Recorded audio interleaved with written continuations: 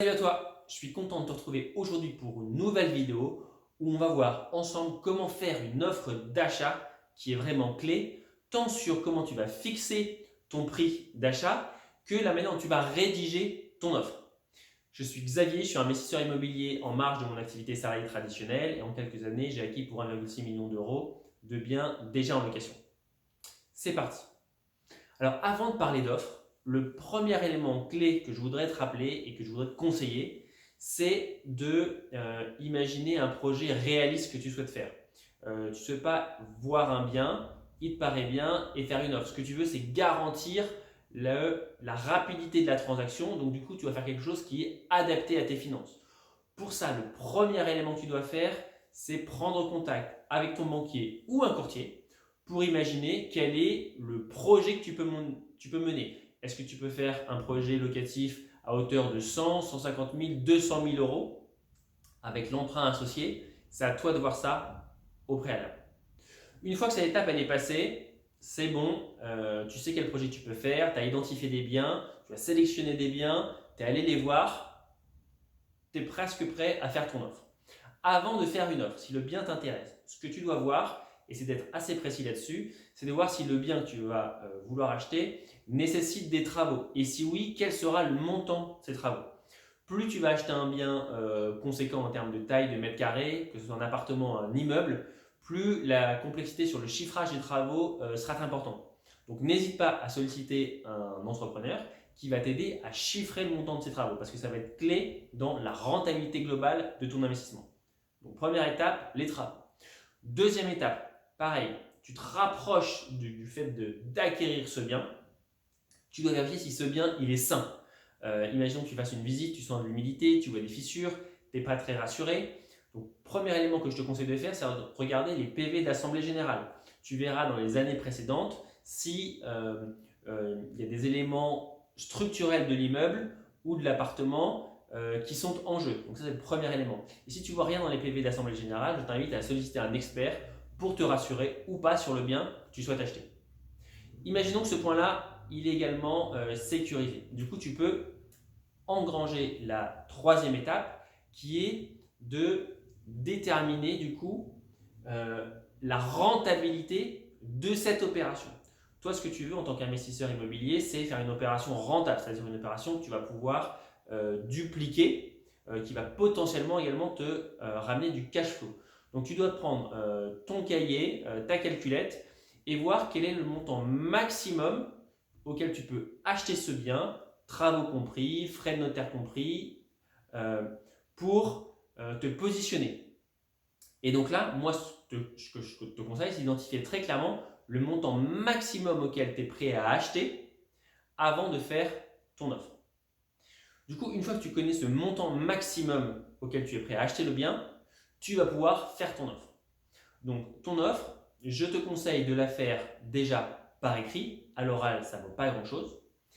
Et je te conseille de la faire à un montant qui soit inférieur au montant maximum que tu connais pour te laisser une marge de négociation avec le vendeur. D'accord? Il ne faut pas te mettre directement au plafond que tu as calculé précédemment. Donc si ces étapes-là, elles sont claires dans ta tête, maintenant ça va être comment tu vas rédiger cette offre. Et c'est ce qu'on va voir ensemble maintenant. Donc pour rédiger cette offre, il y a un ensemble de points qu'on va voir ensemble. Tu vas voir, c'est assez rapide. Le premier élément que tu dois faire, c'est indiquer quelle est la personne qui achète. Le ou les personnes. Si tu achètes tout seul, avec un conjoint, en famille, avec des amis, etc., tu dois l'indiquer. Donc nom, prénom, date de naissance, etc. Deuxième élément que tu dois indiquer, ça va être la description du bien que tu achètes. Quelle est son adresse, quelle est sa surface, il est composé de combien de lots potentiellement, est-ce qu'il a une cave, c'est la porte droite ou gauche au troisième étage. Tout ça, tu dois l'écrire pour que ça soit le plus transparent possible, le plus clair possible avec le vendeur. Le troisième élément que tu dois indiquer, du coup, après, ça va être le prix auquel tu vas vouloir acheter ce bien. Et là, si tu passes par un agent immobilier, en général, tu vas faire un prix incluant les frais de notaire, incluant les frais d'agence, et ça indique le bien. Et si jamais c'est auprès d'un particulier, tu n'as pas besoin de faire une distinction quelconque, le prix net vendeur. Ensuite, pour mettre toutes les chances de ton côté, une fois que tu as indiqué le prix, je te conseille d'en dire le plus possible sur toi pour rassurer le vendeur. C'est-à-dire, quel est ton niveau de revenu? Est-ce que tu as déjà de l'apport pour cette opération? Est-ce que tu as potentiellement un engagement auprès de la banque qui sait déjà te couvrir sur ton opération, un accord de principe, on appelle ça, qui indique que tu sais pouvoir emprunter 100, 150 000, 200 000 euros. Ça fait référence à l'étape 0 à laquelle je t'ai démarré cette vidéo. Donc, plus tu peux mettre d'informations dans cette offre qui va rassurer le vendeur, et mieux c'est. Toi, ce que tu voudrais éviter, c'est d'avoir des remords après en disant « Ah, bah, j'aurais bien aimé dire au vendeur que j'avais de l'apport. » Mets toutes les chances de ton côté, indique ça dès ton offre.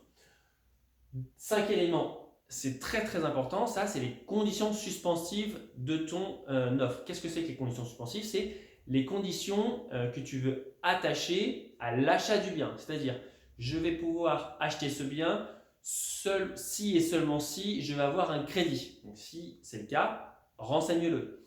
Si tu veux acheter le bien, par exemple, si tu veux que les meubles, certains meubles soient inclus dans l'appartement, dans le bien que tu vas acheter, n'hésite pas à le mentionner. Donc ça, c'est une étape importante de ton offre. Toutes les clauses associées à ton achat, renseigne-les dans le document. Enfin, indique la durée de validité de ton offre. En général, on indique de 3 jours à 1 semaine parce qu'il faut que tu puisses indiquer au vendeur que ce n'est pas le seul bien qui peut t'intéresser. Tu es un investisseur, tu as une démarche où tu peux voir plusieurs biens assez rapidement. Donc, il te faut une réponse rapide du propriétaire. Et enfin, bien sûr, la date, le lieu et ta signature, la tienne et celle de tous ceux qui vont acheter, s'il y en a plusieurs, c'est également primordial. Donc j'espère que maintenant tu vois un petit peu plus clair sur comment fixer son prix et quoi mettre dans ton offre d'achat. Si tu as aimé cette vidéo, n'hésite pas à me retrouver sur ma chaîne YouTube, les 20 ans à venir, ainsi que sur mon compte Instagram. Je te dis à très bientôt. Salut!